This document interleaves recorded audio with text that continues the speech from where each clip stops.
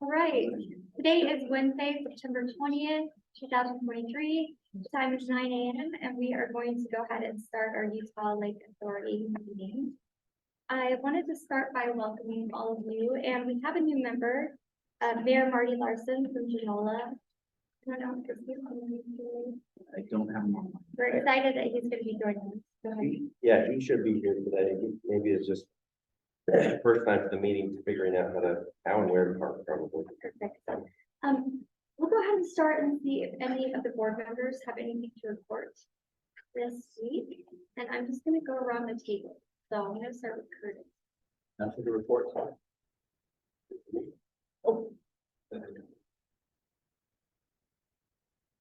Okay, anyone online? Mike, how was your marathon?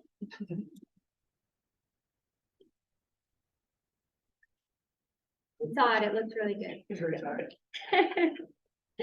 All right, with that, we'll go ahead and move on to our staff and committee reports. Let's start with our executive director, Eric. Okay, thanks everyone for being here today. We've got just a few things that we wanted to bring up in anticipation of our next meeting. Wanted to let you know that we've got super exciting, drum roll. We've got our audit policies and procedures manual to go through. We have it essentially ready today. It's not terrible, but it's a 37 page document. We just did a whole bunch of updates to what the Utah Lake Commission was using. Brought it up to date, had Paula, our Attorney General in the corner there, work through it with us.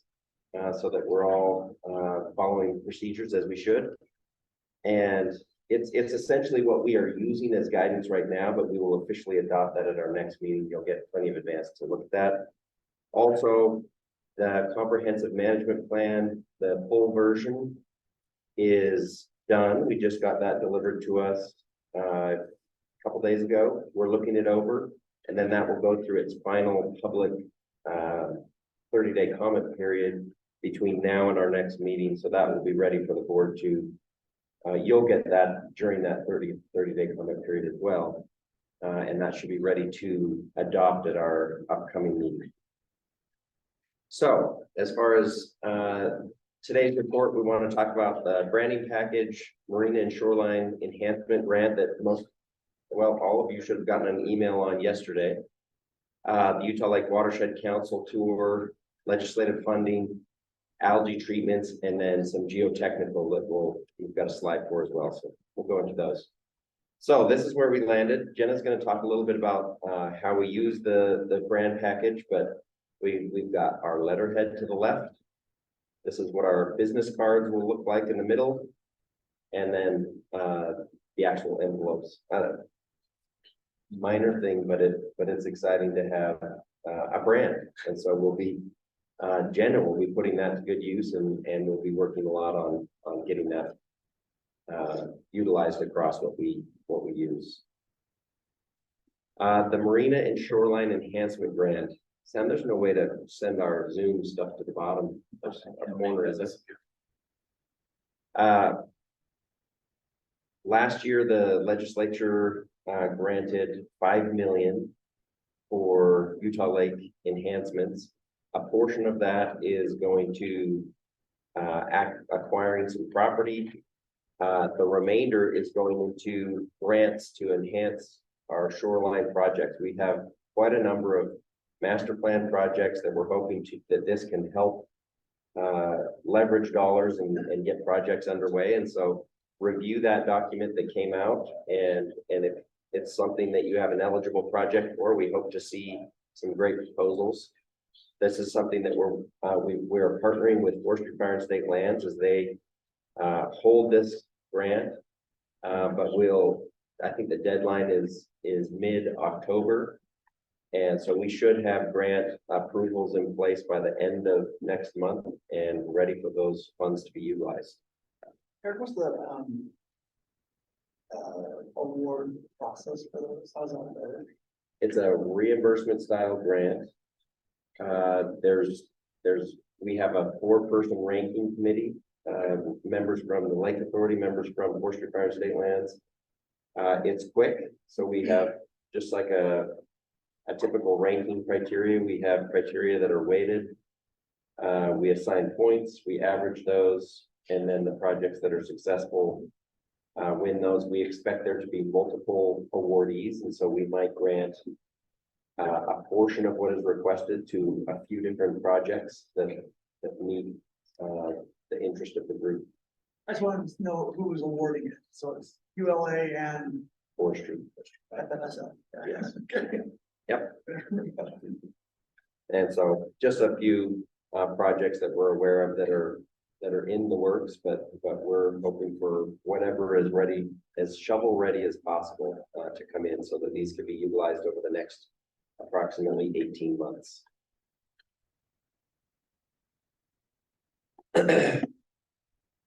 Okay, Sam, we're still back up top, but Every time somebody. the Utah Lake Watershed Council was formed. I think I mentioned that at the last meeting. The group was able to get together for a tour. We'll be touring the whole watershed or elements of the watershed, but initially we thought Utah Lake was a great starting point on that watershed council. And so Rich Mickelson, who's going to do a presentation, is chairing that group and organized the first tour with us. And we were able to go to the north end of the lake, go over to Timpanogos Special Service District. It was really exciting. I don't know if you can recognize that guy in the driver's seat of the Marshmaster, but now I feel very accomplished having driven the Marshmaster. In the lake, no less, as you see to the left. We went out and looked at the limno corrals that are doing some studies there on the north end of the lake. And then we worked our way south and went down to Sandy Beach. And it was a great opportunity to kind of talk about some of the water quantity and quality related issues with a group of experts, from Water Users Association folks to water quality folks, but really a good group that's been put together that will act as an advisory body and maybe a lobby entity for getting funds brought into the Utah Lake watershed. Wanted to just mention that legislative session is always around the corner, it seems. And we'll be working with our legislative cohort here in Utah County to look for funds. There's a variety of projects that need funding as our management plan has been developed. We've identified a number of those, but marina upgrades, access enhancement, water quality projects, nature center facilities are all projects that we could definitely use some legislative funding and support on. So as you talk with legislators, any support we can get will be great. But yeah, expect more as we get closer to that session. A really quick update on algae treatments. We have Aquatechnics working on algae mitigation in the Utah Lake State Park or Linden Marinas. We got a shout out here in the most recent report from Hannah Bonner with the Division of Water Quality. Both marinas were under the recreational thresholds for advisory, so both can be utilized. You can tell that, and sorry that one of the photos got stretched out, but it made a big difference. We have locations on the lake where we're vastly exceeding that recreational threshold. And within the two parks that we're doing treatments, it is being effective. I would reiterate that we recognize that algae treatments is a Band-Aid of sorts to a larger issue that John Mackey and I are working with scientists and the steering committee to figure out the more long-term solutions to water quality and algae bloom conditions. But for now, it's nice to have this opportunity to mitigate where we have the most or highest likelihood of people interacting with the water in these areas. Linden Marina in the state park, there's a lot of paddle boarding and swimming, and it's nice to have those areas taken care of in the meantime. As far as Waukera Way, this is a project we've been working on for quite some time. It's fun to see some progress being made on that. Just this week, Geotechnical surveys were being taken to assess ground conditions for the trailhead areas and some of the trail. This one here is just down on the Orem site, so this will be for the parking lot or the big trailhead at the end of University Parkway. And then a short segment of trail that goes out and over the Orem effluent. So we're testing for the bridge location on that as well. So Ben, any other updates? I know we've been. Yeah, we've met with the Bureau of Reclamation again, just to see where they're at on, the process. That donation of the land to Forestry, Fire and State Lands, and things seem to be going well, but I think it's gonna take a little longer than they first anticipated, maybe more like 6 months to a year, rather than by the end of this year. And then, in addition to that, we've also met with the Holdaway family, because I think there are gonna have to be some amendments to some stipulations that we have on some of the boundary settlements, to ensure that there's not gonna be any question about who owns it moving forward, and, even the land that's donated. So we want to make sure that's solid and everybody's on the same boat, that we don't have any litigation or anything moving forward with a little bit about the project. So I think things are in a good spot. Awesome. And I guess lastly, one of the things that we're looking at right now is getting started on the Orem trailhead and this short segment of trail that leads over to the river there. That alone will be an awesome feature that we could work on and establish.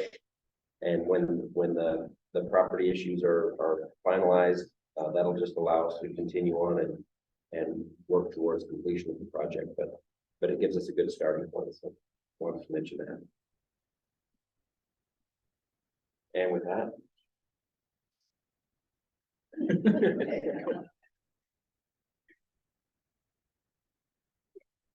Well, good morning, everyone. Nice to see you all here. That is the wrong date for this going on. How long dates today? Okay, sweet. Well, I'm just here to give you an update on some of the things that I've been working on over kind of this late summer, early fall. Very excited. Things have been starting to pick up for me project-wise as I've started to kind of move more into my role, meet a lot of my partners, and get more comfortable enough to kind of start my own process here. So one of my babies for this next year is this big revegetation project. I am hoping to really get out there to the public now for revegetating Utah Lake shorelines. We're kind of starting small next year, but we're partnering with a lot of agencies, so Forestry, Fire and State Lands, especially Keith Gambrick. Big shout out to him for kind of getting me through this process. And then UVU is a huge partner that we're working with as well. Shout out to Dr. Mike Rodder, he's awesome. If you ever get to know him. And then Conserve Utah Valley is going to be kind of our implement. They're kind of the people that started this idea for me. So I have ordered from a few different nurseries over 10,000 plugs, trees, and forbs, everything you want to look at there. And then we also have a ton of seed that we're going to be spreading next year. So a lot of plants are going in the ground. And we'll be doing this with kind of like an Earth Day oriented event, as well as other events kind of scattered throughout the early spring and summer. We're hoping to use that as an education type of event so that we can get volunteers, classes, anyone out there who wants to help kind of involved in revegetating Utah Lake so they can have a nice positive image of it and know that there are so many things being done to kind of improve our shoreline. And then I'll be working with Keith Hambrecht, and we'll be using a bunch of his GIS data for Phragmites treatment to kind of figure out exactly where we're going to be doing it. It'll mainly be on the northern half of Utah Lake, so that will be in areas like Saratoga Springs, American Fork, Linden, all that, because that's the best kind of areas that have been treated for Phragmites in the last few years where we've seen the most success. So it's very exciting. It's kind of like my little baby. And then kind of a big part that UVU is playing is that not only are we ordering seed, but we're also collecting our own local seed. So we've been going out for a few outings the past few weeks because seed is in its prime right now to collect. It's pretty easy, but Jenna got to go with us and kind of see what it's like. So UVU greenhouse management field bonding classes have been huge. They are taking all these seeds we collected and growing them out over the winter and early spring so that we will have all of these to plant next year. They should have about 1,200 plugs for us. But they're all gonna be different species that we can't necessarily commercially order. So they're really special to Utah Lake and kind of what we see around our shoreline. So it'll be really great to see some of those out on the shoreline. And then we've been collecting those kind of through our vineyard, Hobble Creek, Powell Slough. Oops. There. And here's some kind of cool pictures showing us like with a bunch of different species. These are all on Hobble Creek, kind of in the water, all this kind of trudging around and everything like that. So it's been pretty fun to be able to do that. And then another exciting thing vegetation wise is we were awarded about 200 to 250 pollinator plants through the Utah Pollinator Habitat Program, and that's through the Department of Ag and Food. So I will be picking those up on the 30th, and we'll be planting all of those in the Provo River Delta project. So we'll be using volunteers from UVU classes as well as some of our own volunteer base to get those all in the ground. So that's really exciting for one of my first grant things I got. So I'm very excited about that, even though it's small. And we're going to be helping return pollinator friendly species to like these already restored wetlands and just kind of giving it a boost when we can. So it's easy to get. And then, so the partners with that have been the Delta Project, and then Eric McCoy especially has helped me out with this grant for mission. So exciting. And then kind of the last update is with June suckers. So DWR right now is going out and trying to catch all the larval suckers that they can in our tributaries, including the Provo River Delta Project. So you can kind of see one right here, just a little baby. They've had a huge success finding them in Hobble Creek. So that's great. And we've been doing this thing called VIE tagging, where honestly, you're basically tattooing them with a certain color of epoxy. Oh, oops. I keep pressing this button instead of the laser. You're basically tattooing them in order for you to be able to catch them later in life, usually within the first couple years, and to identify what year class they came from. So this year was orange. So pretty exciting. We use seining to do that. So it's pretty fun to get out and go do that with DWR. They're really good at IDing June suckers. It's harder than you think when you have a batch full of fish. And then they haven't found any yet in the Provo River Delta Project, but it is a lot larger area than like per se Hobble Creek right here, where this is the entire width of the stream, where the Delta Project is maybe 5 times that size. So it's a lot of water and a lot of area to look in for a group of school fish that's maybe this big. So they haven't found any yet, but they're trying really hard, especially this week. I know they're going out a bunch, but it's really exciting to be able to see like our larval suckers like doing well, and hopefully we'll be able to find these year classes kind of into the next few years future. So it's been cool to see this kind of getting done kind of as we're wrapping down in our field work and starting to get into report writing season. So yeah, that's all I have for you guys. If you guys have any questions, it's been some kind of exciting little outings we've had last 2 months. Thank you, Addie. Yeah, question. Sweet. All right. Take it away then.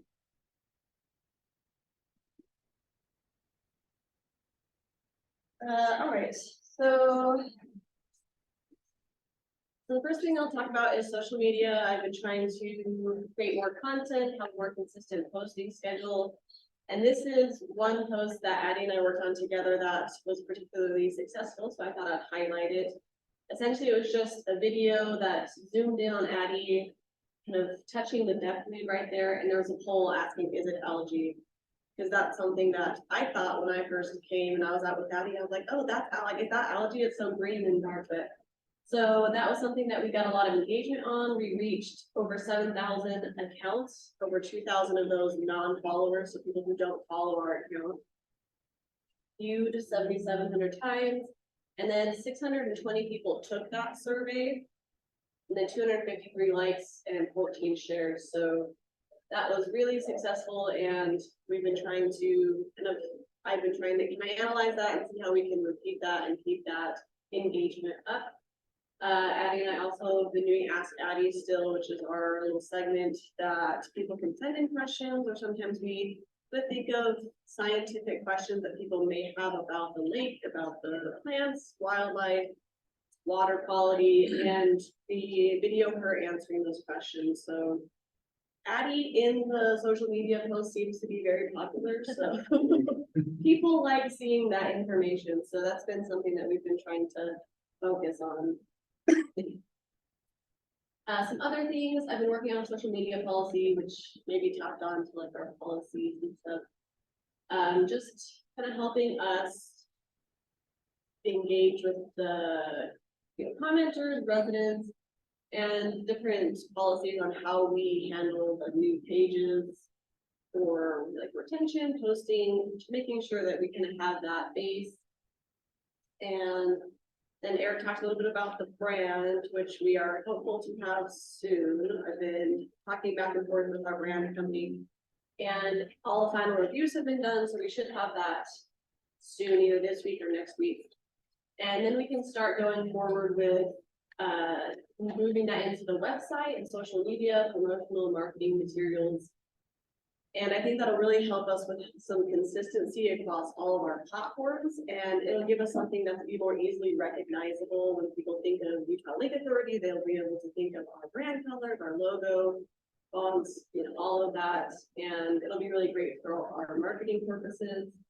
And with marketing, we recently started working with the BYU on-campus internships. And we have a group of 4 people right now who are from varying disciplines who are going to work on creating marketing plans for different events that we have, as well as some general marketing initiatives for the company. And one of them specializes in geospatial engineering. And so he's going to work on a story map for the site, which we're excited about. And then general kind of updates to the website with layout design, colors, and so I think that's the end of this. Thank you, Jenna. Any questions for Jenna?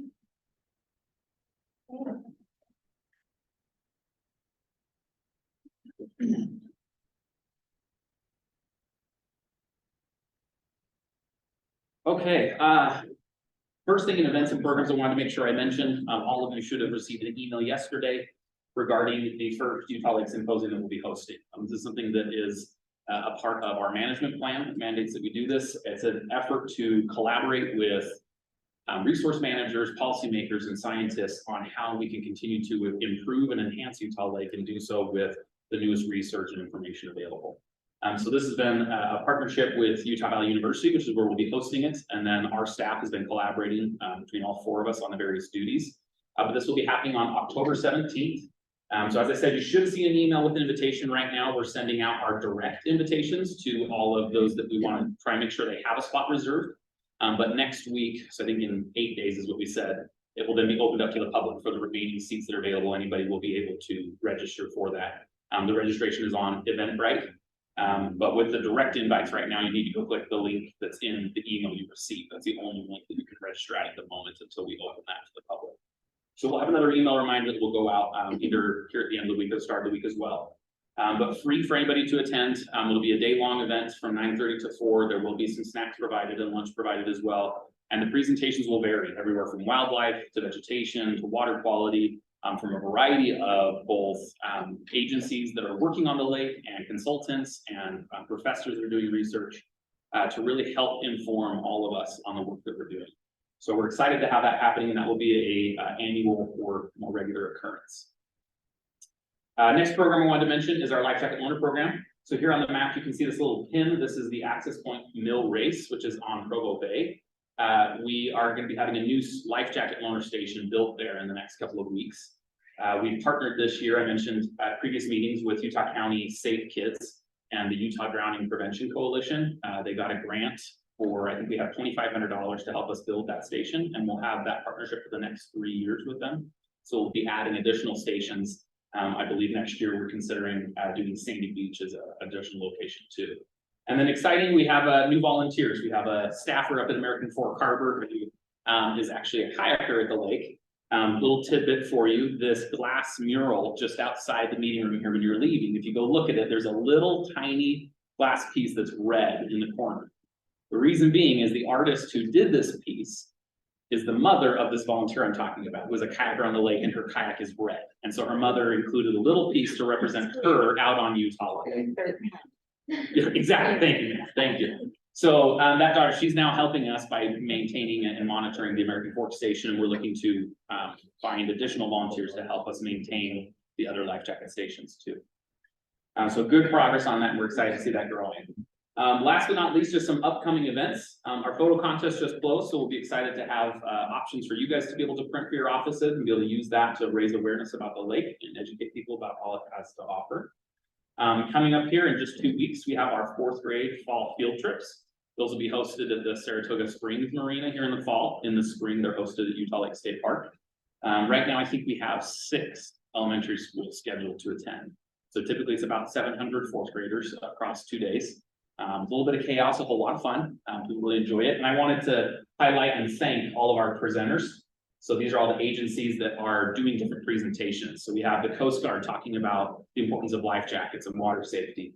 We have Central Utah Water Conservancy District talking about water conservation, Division of Water Quality, Bonneville School of Sailing, and so many others. We could not do these field trips without them. So I wanted to make sure we thank them for them.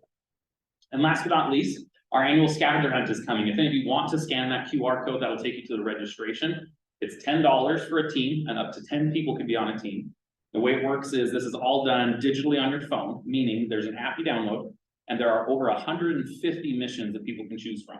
And some of these are things they can do online, like watching an educational video about the lake or reading a blog post. Some of them are craft activities like coloring a June sucker. Other ones are at-home activities like spell out the words Utah Lake with team members' body parts, household items, and such. And other ones are down at the lake. We have some hidden caches of stickers that they can collect. There's other challenges like try to visit all 27 public access points in a 24-hour period, or how many team members can you fit on one paddleboard. And they submit photos and videos and text answers throughout this process. And they learn about the lake, they have fun, and they might be able to win a prize. We partner with Al Sporting Goods on a variety of prizes, including we have 2 inflatable paddleboards as the grand prize on this. And every year we get really great feedback from everybody who participates. They talk, or I should say they rave about what they learn, and they do things they never would have thought of doing at Utah Lake, or they learn about a new access point that's closer to their house. And so it's a great opportunity at their own convenience. It runs for, I think it's 9 or 10 days. So they have a lot of time that they want in their free schedule to be able to learn about the lake and have fun. So we really enjoy putting this event on. It's a great one and look forward to it. Can you Yes. just share your marketing materials with us so I can re-share that out? Yeah. Channels? We'd be happy to. So we did send some out to partners, and I'd be happy to share it for sure with you and Ann as well for the city to make sure that gets shared. But it's a great event. People really enjoy it. You just send that to the entire board. Be happy to. Be my pleasure. I think that was everything I had, unless there were any other questions. Any questions? Awesome. Thank you so much, Sam. It sounds amazing. All right, that brings us to our consent items. So we just need a motion in case there's any discussion that we'd like to have. Move to approve consent items as posted on the agenda. Thank you, Chris. We have first by Chris. Seconded. Second by Cameron. All in favor? Right, that brings us into our presentations, and we'll start with 5.1, which is the trail and constructed wetland by the Timpanogos Special Service District. Sorry, I got a ton of time. So my name is Richard Mickelson. I'm the district manager at Timpanogos Special Service District. We provide sewer treatment for Vineyard all the way over to Eagle Mountain. So we do about 300,000. I was asked to come do this presentation on some of the work that we're doing at the district. There's a lot of pressure right now in northern Utah County to build. And so we've got to provide that sewer treatment for them. So we've got a lot of challenges that have to deal with being able to expand our treatment to be able to handle those pressures. So that's our wastewater treatment plant right there. We've got little empower for growth, economic growth, significant environmental impacts. We've got to mitigate for wetlands as we're trying to expand because we've only got so much space to expand to. And so we went through a bunch of discussion on how we can plan for expansion. So this is a view from 1953. Our plan is about this area, but it's not there yet. And so you can see this is black and white, so it emphasizes that it's dry. not a lot of luscious, phragmite growing. But, so this body right here is, taking the Utah Lake Trail and just grabbed the northern portion. And you guys know your own color code, but essentially yellow is a desire that you would like to put together. And essentially, today's presentation is only talking about from Linden Marina to American Boat Harbor, but my projects actually take us all the way up to Center Street. So essentially, the work that I'm doing will cover that whole northern portion, and you guys will have a trail currently assigned. What does that mean? We've got to coordinate with multiple different agencies, Division of Water Quality, Forest Fire, and State Lands, Army Corps of Engineers, Utah County Commissioners, American Fork, Linden, and we've got the 9 member cities that are also part of our agency, our district. So this is our plot that we've introduced to our board. It's a little bit challenging because what comes first, the chicken or the egg, and how do you do something one thing over another? So, and again, we've got to expand our plant, and the place we have to expand to is into wetlands. So we have to mitigate that wetland. And doing that, I decided it would be worthwhile to put a trail in and kind of tag into what Eric Ellis is doing at the time, Utah Lake Commission.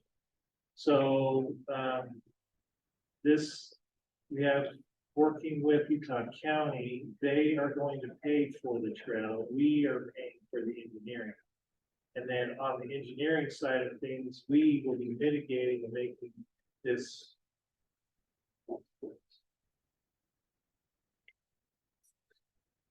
Yeah, push too many. If I push one fast, I'm not done with my presentation.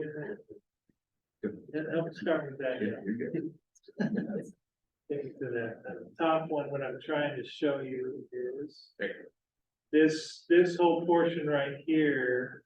We are going to engineer and make that so that we can control the phragmite. Instead of using pesticides to control phragmite, we are going to put in this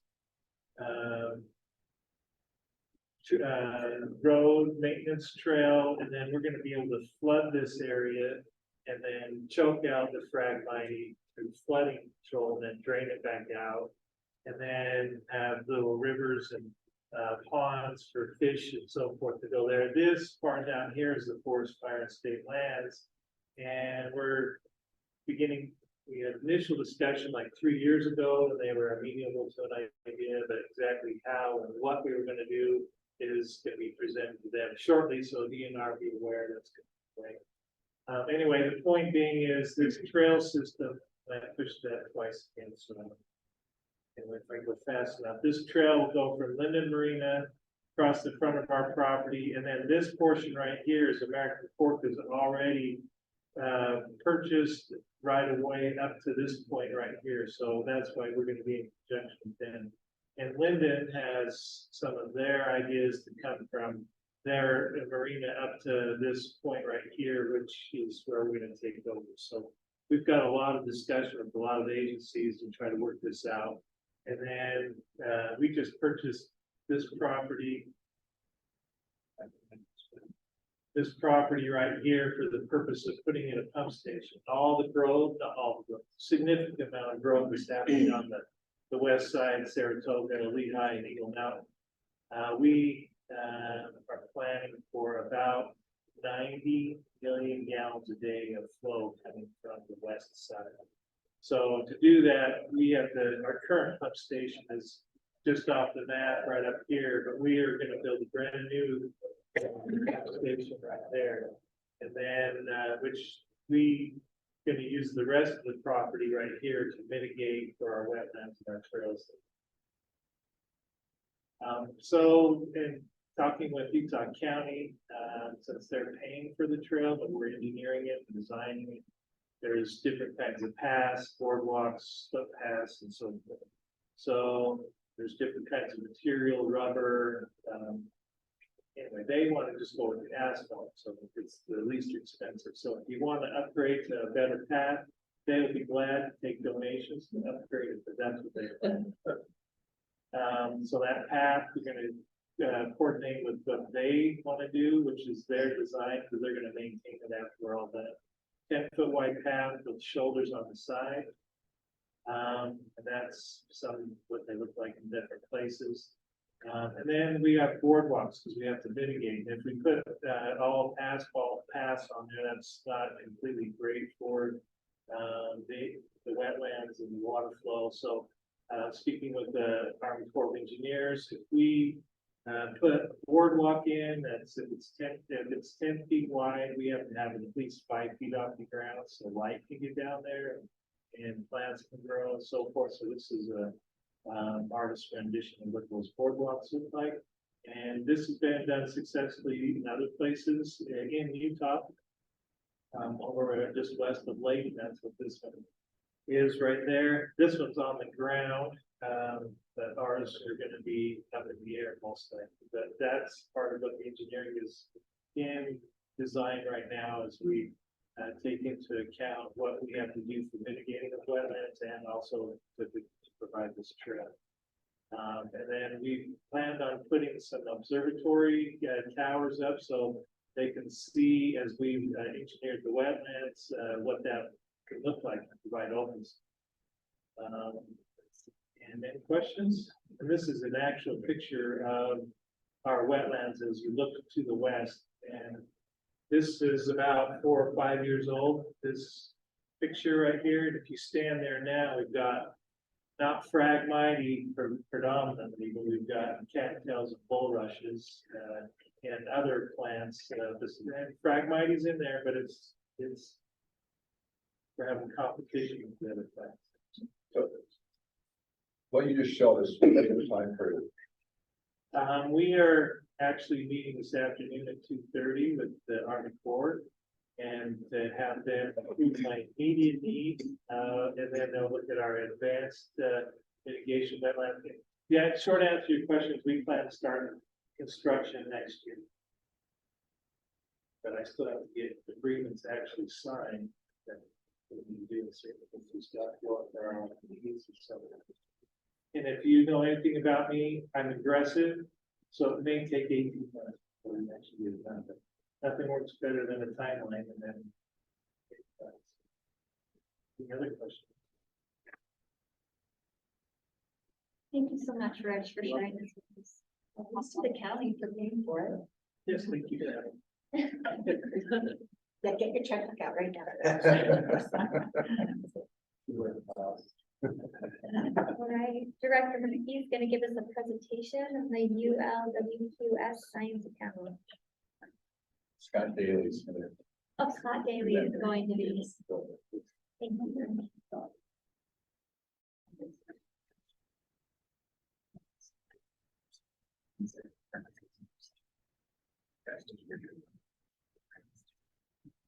Well, good morning, everyone. I'm Scott Daly with the Division of Water Quality. I'm a watershed scientist with the division and primarily responsible for leading the Utah Lake Water Quality Study.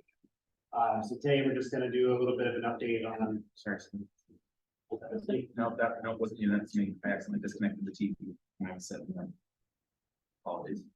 So today we'll just do a bit of an update on where things are at with the study. We'll focus in on. Sorry, Scott, give me just 1 second. The TV's still connected.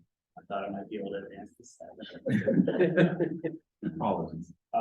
We'll check in on 3 things. Kind of where the science panel is with their research program, our progress for developing the nutrient criteria for the lake. Criteria is really just our water quality goals for nitrogen or phosphorus, those things that we think are important for harmful algal blooms and our recreation use and fish. And then we'll check in number 3 on our implementation planning approach, kind of building on Director Mackey's presentation that we had last time with Representative Owens. Talk about a few more specifics on what that plan will entail. Awesome. Well, just real quick, we'll check in on timeline. You know, we've been at this for a number of years now, starting in 2015 with our data gathering. We're nearing the end of our phase 2, that's our criteria development, and just starting our implementation planning approach now, partway in, but kind of a slow start there. Today, we'll just focus in on the strategic research plan component, our criteria development, and then implementation planning. So those will kind of be the things that we spend a little bit more time on. So right into it, science panel research update. If you recall, the science panel was first seated in about 2018. The steering committee that's led by Eric Ellis and John Mackey, they're the co-chairs of that committee. That committee came up with a directive of sorts for the science panel that we call charge questions. In order to answer those charge questions, the science panel developed a strategic research plan and commissioned a number of different studies, a number of different analyses, to help generate the information, data, findings, and so forth to, kind of check in on those things. And so this is more or less the list of projects. It's not a complete list of projects, but kind of the important predominant ones, historical conditions. I'll talk about this in a little bit more detail. That's our paleolimnologic study. Nutrient limitation. This is which nutrients are controlling algae in the lake. Is it nitrogen? Is it phosphorus? Is it both? Where and when? Questions. Phosphorus binding Utah Lake is pretty interesting in that we have a lot of calcium. Calcium really likes to gobble up phosphorus. It's really important for how the chemistry in the lake works, but even more important for potential long-term recovery of the lake. I won't actually talk about that one today. That study just wrapped up about a week ago with the final report. We want to get that in front of the science panel and the steering committee before we start talking about those results. And then the importance of the sediments. We know that the sediments are partly responsible for how much nutrients come into the water column. We know that the lake levels go up and down on a daily, weekly basis, annual basis, and the changing of those water levels are important for recycling nutrients. We're developing a suite of water quality models, and these are water quality computer simulation programs to help us. They're built on the data we have, the land use information we have, or lake bathymetry, and we can, once we get the models working appropriately, we can ask it a certain question. Well, what's the lake look like under a future condition? How long will it take to recover? We can confirm things like our assessments of the importance of the sediment recycling, mass balance, and a whole lot of data analysis. So that's kind of the general list of the strategic research plan science panel put together. And I'll just step into kind of some of those findings from those studies. So historical condition, this is our paleolimnologic study. But what they did here is they went out and drove the tubes down into the sediments of the lake. They were able to take those sediments out and use different dating techniques to tell us how old the sediments were. And be able to identify, which sediments represent a time period that was pre-European settlement, post-European settlement, and how much sediment has accumulated since then. So the way that you read these graphs, and I apologize, we're going to have a number of graphs over the next couple of slides. But 0, this is current lake sediment surface, and then as you go deeper, the sediments are deeper into the lake. And right around this 30 centimeters, which is about a foot deep, that's the level about which, at least in Provo Bay and Goshen Bay, that's how much sediment has accumulated since Pioneer Settlement. So we have about a foot of new sediment material that has been stacking up over time. It's about 1 to 2 centimeters a year, or millimeters a year of sediment that keeps stacking up. And what they're able to do is use cesium. Apparently, atomic bomb testing has a unique signature in the Intermountain West.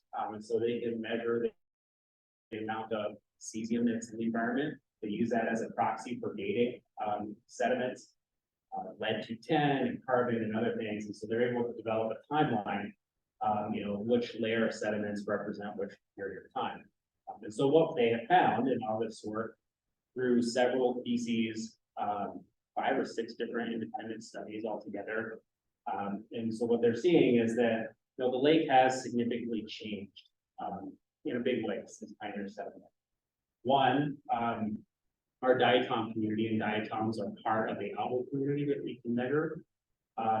They used to be more driven by individuals that were attached to plants, so macrophytes and sorts.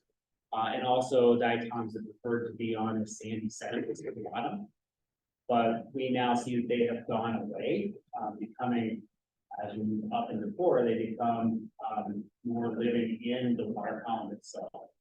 And so they assume that that's a proxy for what changes in water clear attributed to, you know, carp disruption of the sediments, destroying those vegetation communities that hold the sediments together. More sediment into the water column leads to that change. Macrophytes, this is a core from, I believe this is in Goshen Bay, where they're actually able to see the physical remains of a bulrush, green bars here, at those depths below about 25 to 30 centimeters. And since the carp introduction, all of those remains have been, you know, all those plants have been destroyed. They were preserved in the sediments. And now we see a lot more cyanobacteria indicators preserved in the sediments. So pretty strong indication that, you know, we have a more turbid environment than similar story for nutrients. The lake has been accumulating more nutrients over time. You know, relatively lower nutrient concentrations in this historical time frame, increasing as time progresses. And then as well, indicators of cyanobacteria that have been preserved in the sediments, kind of tracked along those same timelines. You know what? There are several disturbances that, you know, can be looked at for potential explanations of why we see this. You know, carp are obviously one big driver of it.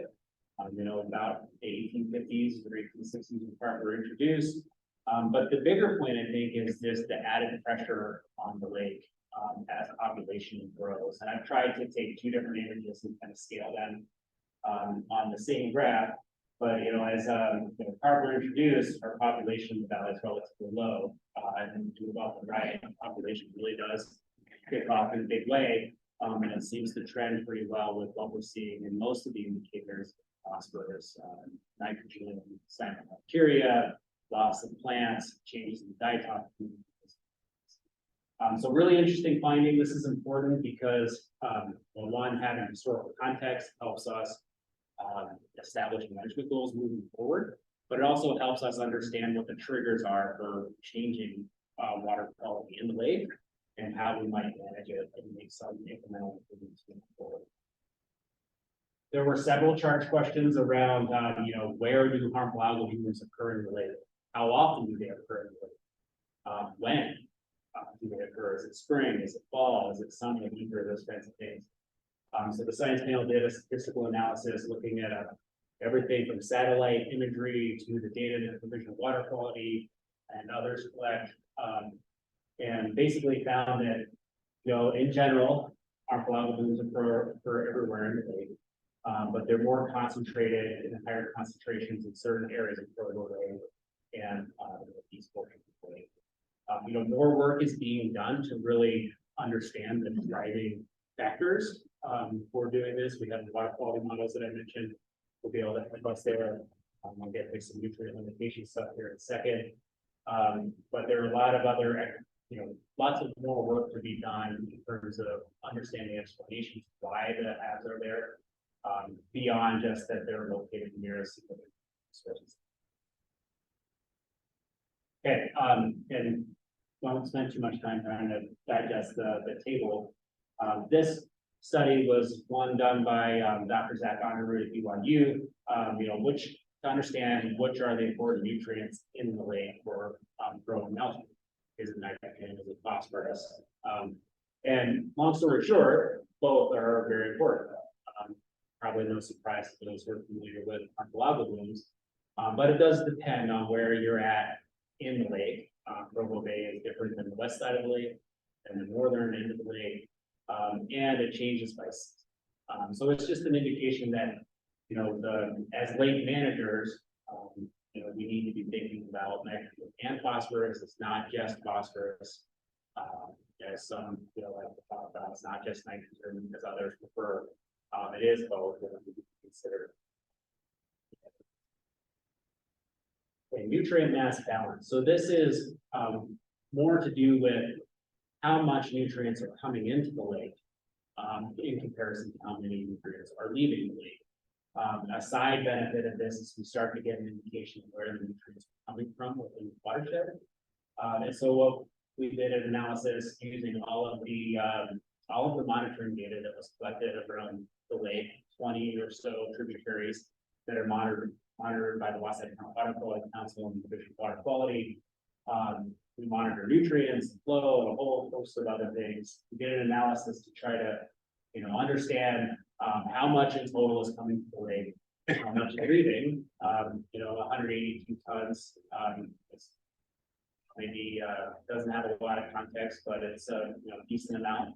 But more important, I think, or an important factor of this is that 90% of it, once it comes into the lake, stays in the lake. Only about 10% is needed before the river. So there's basically two ways that phosphorus and nitrogen, nitrogen is a little more complicated, can leave the lake. Either have to remove it, or it goes out the river. And then we can see our watersheds that are kind of those areas that have relatively more nutrients than others. And can be targeted or discussed further when we get into the. Okay, so building on that, we said 90% come into the lake. This is a study done by Amanda Randall and Greg Carling at BYU. The graphic here kind of shows, which areas of the lake have the highest concentrations of sediment and phosphorus. So we know that 90% that comes in is stored in the lake and kind of stacks up over time. But we do see that some bioavailable form of those nutrients, they stack in the water column, algal blooms, and algae in general, productivity.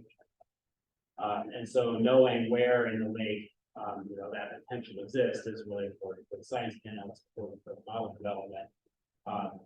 Another important point here is that, we do see those nutrients coming out of the sediments, but they are short-lived.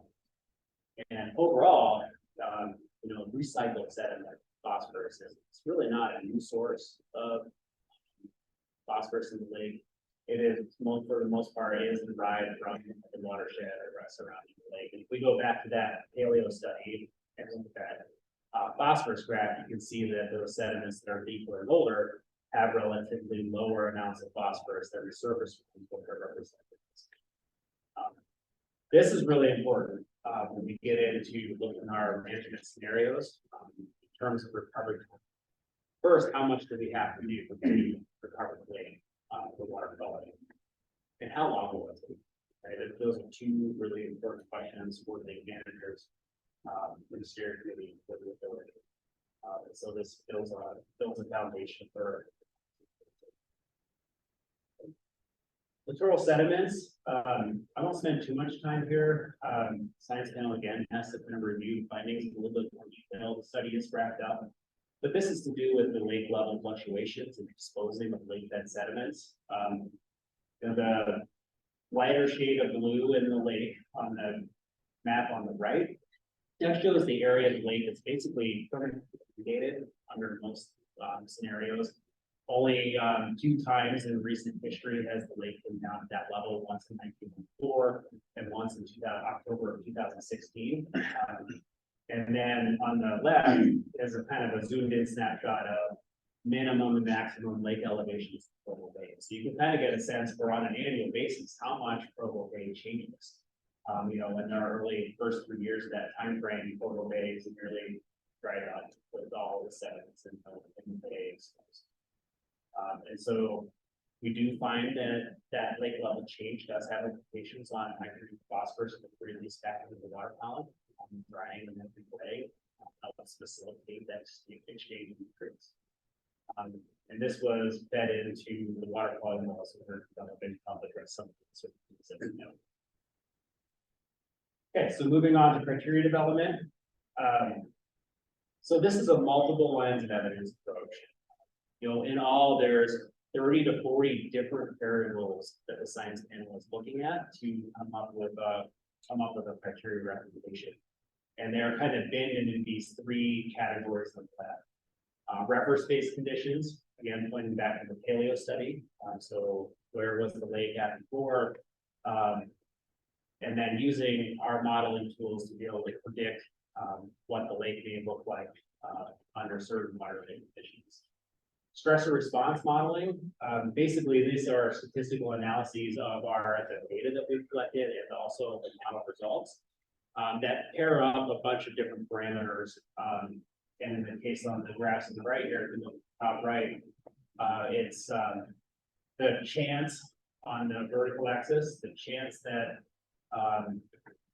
algal toxins exceed 8 at some cyanobacteria abundance.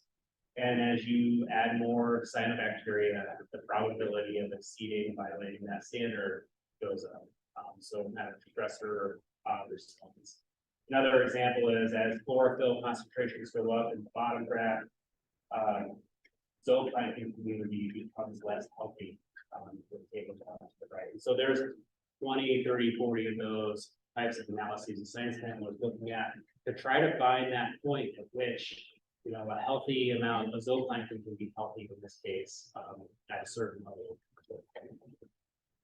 Again, using the model output and then looking at broader literature in general. There are other lakes out there. Utah Lake is pretty unique in a lot of ways, but a lot of things we're talking about has been looked at in other lakes. So science panel scouring literature to try to understand if there are other comparable ways and these information to help support there. So what we might end up with, and what we will end up with, I guess, through that analysis, and this is just an example of all of those different lines of evidence and how they stack up. This was for the Utah Headwaters criteria, I believe. And so all these different lines of evidence stacked up, and then the steering committee will have to make a decision. So I for one, can't really draw a line and tell you where the best, most protective value would be. But that'll be the work of the steering committee to try to understand, you know, balancing the management goals and evaluating all of the different indicators. So we all of this work really just kicked off in April of this year. And we had 4 months of solid progress. Our lead analyst had a baby, so she took some time off. And the science panel is taking a little bit of break on that. She's actually coming back this week, start working on Utah Lake, so we'll pick this back up. I suspect that by sometime in the winter, the science panel will be at a point where they have a draft recommendation for nitrogen phosphorus. So kind of moving along pretty quickly.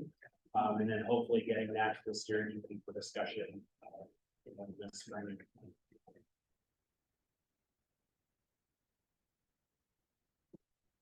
Implementation planning. So this, Don showed this graphic last time we were here, so I thought I would just start with this to kind of check in on the steering committee's work.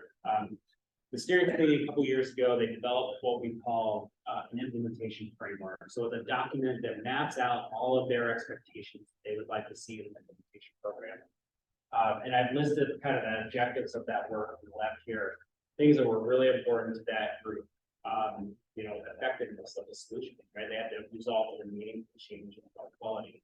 They have to be practical, cost effective, adaptive. So all of those things, flexible regulatory tools. That's how they had all of those in consideration when they were developing. And the one I guess I didn't mention is the first one here. Really important in the steering committee is making sure that all of the sources of watershed are equal attention. And not one in particular is single out. So really, really important concept. The implementation plan itself, or that framework document, is broken out into 7 discrete blocks of work. The first one being, let's complete phase 2, the water quality criteria development part of it. Of any watershed planning effort, and this effort was modeled after a typical watershed planning construct that we use in Division of Water Quality a lot. It's developed by the Environmental Protection Agency. It's actually, these are the things that are required in an EPA plan to secure federal dollars. And so we've tried to craft this in a way that we meet the obligations, qualify for those funds where appropriate. But so building partnerships, understanding our watershed. So where are the nutrients coming from? Where are the hotspots? Where do we want to focus on? Where are opportunities for improvements? Identifying explicit management strategies that can result in changes in the lake. Permitting approaches, this one's somewhat unique to Utah Lake, and we have a lot of permitted facilities, industrial and municipal, to the watershed, and so we're gonna have to give careful consideration how we structure the permits, client schedules, and creative techniques for being able to, have flexible regulatory approaches for the watershed. Cost and feasibility, and then finally just bring. And then zooming in, we'll just zoom, sorry. Back. Is it up or down? It's only advancing. No corrections. We need no be up there. Yeah, sorry. No, there's. Which side you want to be on? Go back to the one I was just on with the 7. Yeah, The one no, before. right there you go. Oh, Yeah, sorry, just wanted to go back and say that we're gonna zoom in on, the management strategies, block number 4. For this moment. I'm afraid I did it. It didn't work. sorry, I didn't mean to cause trauma with our. Oh, that's all right. Middle, the biggest button you're pushing is not working. Try it now.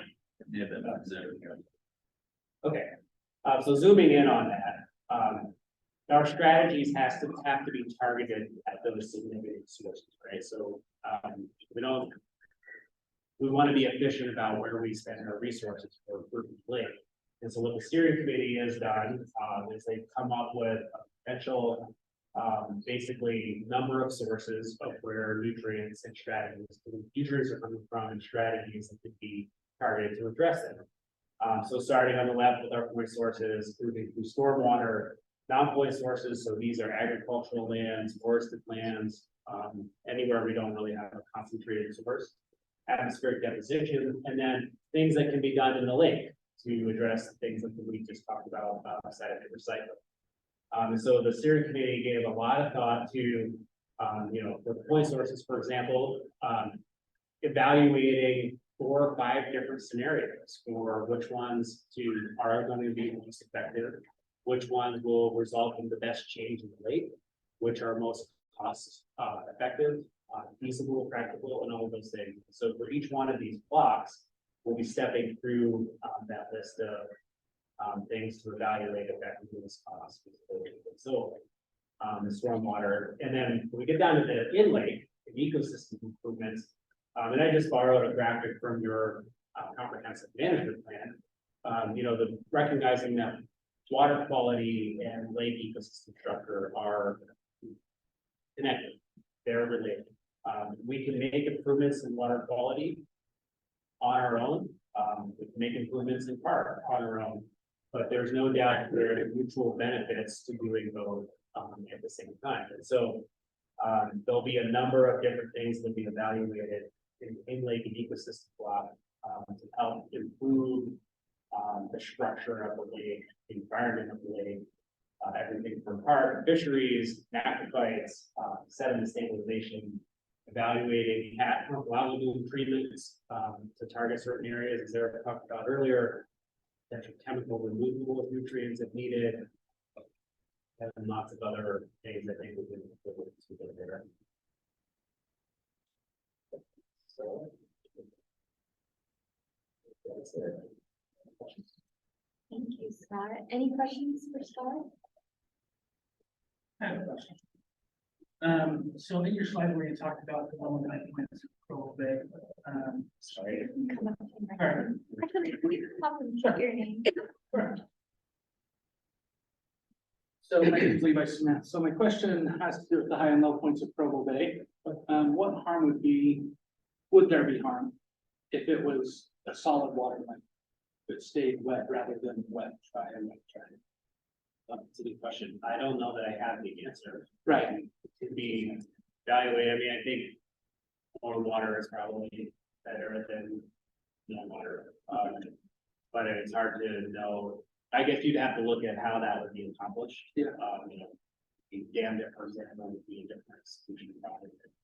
Like maybe just providing more water for the layers, to lake in general. So I think those would have to be evaluated depending on each strategy. Yeah, my follow-up question to that was the benefits of removing the sediment to create a dike or dam system for Provo Bay. You know, and the impact that we have for it. Yeah, so a couple things, I mean, we saw that from that presentation, that Provo Bay has relatively higher sediment nutrient concentration of the lake, so you might, one strategy could be to potentially correct sediments. Utah Lake, as I mentioned, is also really unique to capture or remove phosphorus, so there's also another strategy where, you know, just maybe a little bit of time to resolve some of those sediment nutrient issues by permanently removing it. On its own. So those have to be evaluated in terms of effectiveness, cost. But I think those are the things that I was trying to get at in that last slide. Okay, thank you. Would you mind leaving your name and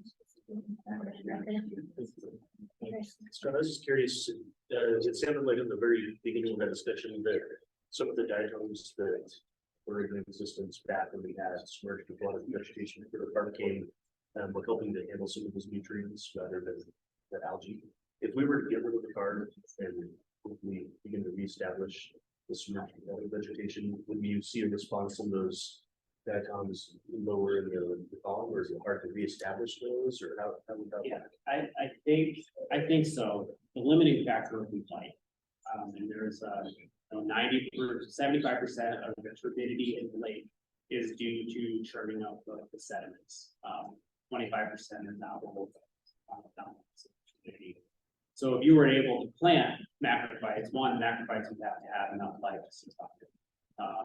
So that's like the incremental improvements to be able to improve life, and if we establish the macrophytes, then probably improve life a little bit more, establish more macrophytes, and then once the macrophytes are there, I think the diatoms and the aquatic invertebrates will respond. But the trick will be managing the turbidity and the light requirements of macrophytes and other vegetation. Chicken and egg, yeah, and then also, you know, your lake level management in terms of macrophyte recovery would be a key. So finding the right macrophytes for the right zone of the lake that can tolerate a little bit of the fluctuations. Okay, so thank you, first of all. I mean, a lot of good information, a lot of good scientific approach information. The question is a little bit on assessment. So there's a lot of moving components, and we're going to change A, and we're going to measure impact. But if we're simultaneously making multiple changes or variables, you know, how do you propose, or how can we assess, you know, truly the impact, and how do we focus on what's making the biggest impact or improvement? So if we're making multiple changes, we're doing it simultaneous, various timelines, like how do you propose assessment across all of the proposals or the options that we have? And ultimately, you know, being able to say cause and effect. Right, yeah, it's a good question. I would just, real quick, and you'll clean up on this one, but most of the implementation tactics and strategies that are being selected will have already on numerous occasions gone through lab level, pilot level, and full scale implementation elsewhere that we're adopting and throwing in the mix. So it's very unlikely that we're going to be doing something brand new in the midst of all of these other things that we wouldn't be able to predict the outcome. And maybe to build on that, it is kind of the reason for the multiple lines of evidence approach. So we had one study that said we need to do option A. That draws a little less water than say 4 studies that say we need to do And so kind of, some of that, being able to predict or attribute some of that change to a particular practice is built into the planning, end of things. But it will be, I mean, turbidity, for example, in the lake, we have. It's probably not gonna be hard to address that or attribute that to, say, nutrient reductions. That's gonna be probably carp and macrophytes, and those two are related. And so is it because we removed the carp or because we planted more macrophytes? If the increase, I think those would be challenging questions. I think almost everyone would say that both are really important. Yeah, it's something that is challenging. One follow-up if I may, so and I appreciate it, and I think we do need multiple lines of attack or multiple approaches. What's the biggest concern that you see? I mean, we've got lots of options, some of those are funding constraints, some of those are partnerships, some of those are permitting. Right now, what is that biggest obstacle you see? Or one of the likely or recommended solutions? Yeah, if I could pick two. Please. Yeah, probably cost, would be one big consideration, but the second is scale in my mind. Like, just really big way. And so if you want to remove carp, and like Mills is over here, in scale. By or if this were a 10-acre pond, the carp would have been removed, 15 years ago. I think that's the biggest challenge. Same applies for macrophyte recovery and sediment restoration. You have to dredge your portion of the lake, even if it's a small Provo Bay is 18,000 acres. And so any practice that goes in there on its own is. So I think cost and scale. Scale is going to be maybe harder. But Thank you. yeah. Are there any questions online? Right. All right, thank you so much, Scott. We appreciate it. That brings us to our public comments. Are there any public that would like to come and speak to us? Come to the front, up by the TV screen, state your name, and then share your comments with us.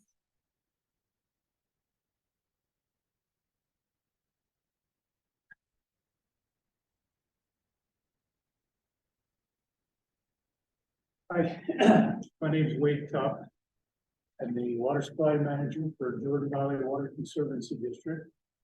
I'm also the president and chairman of the Utah Lake Water Users Association. And that's who I'm here today to kind of introduce ourselves, to kind of extend a hand and a collaborative effort to this group to make ourselves available to any efforts that are going on in Utah Lake.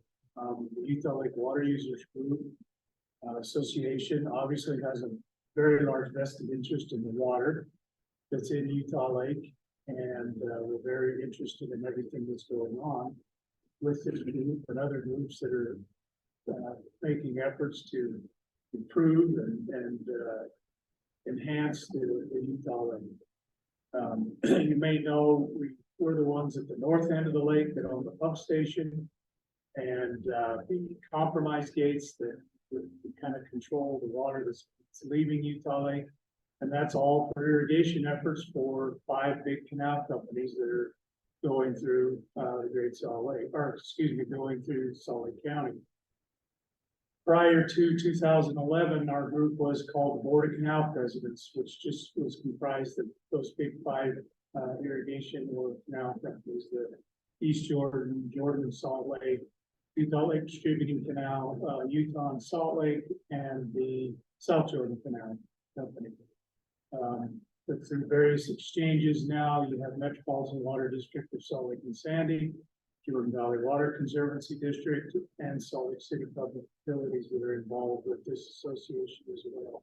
So mainly, I just wanted to come. The group asked me to come and kind of introduce myself and, make ourselves available for any other efforts or questions that may be involved with this committee and with this authority. Thank you so much. Appreciate it. Thank you for your time.